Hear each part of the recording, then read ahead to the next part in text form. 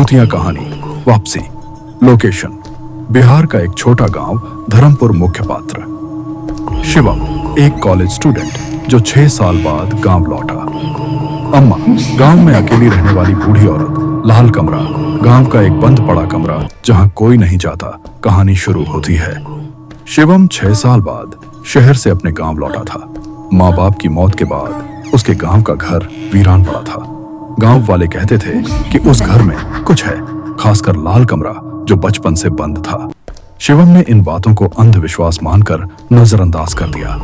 पहली रात उसने वही लाल कमरा खोला। धूल, जाले, दीवारों पर लाल रंग से कुछ अजीब चिन्ह बने हुए थे, लेकिन एक तस्वीर दीवार पर टंगी थी। उसमें अम्मा की शक्ल थी, मगर वो 40 साल छोटी दिख रही थी। वो हैरान रह गया क्योंकि गांव में एक ही अम्मा थी जो अब बहुत बूढ़ी थी। रात को नींद में उसे किसी औरत की हंसी सुनाई दी, जैसे कोई उसके कान में फुसफुसा रहा हो, शिवम, अब तुम वापस आ गए हो।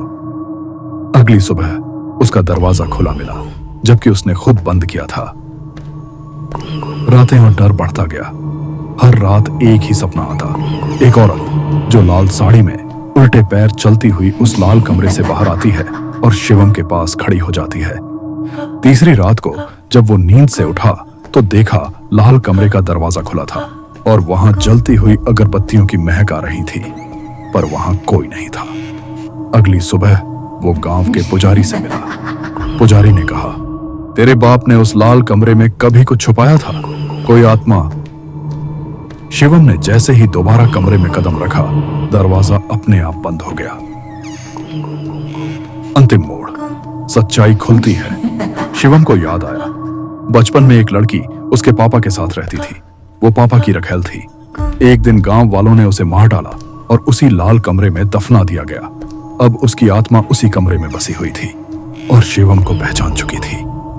अंत में शिवम ने गांव छोड़ने की कोशिश की, मगर उसकी लाश 1 हफ्ते बाद उसी लाल कमरे में मिली, आंखें खुली हुई और दीवार पर लिखा था, अब कोई वापसी नहीं।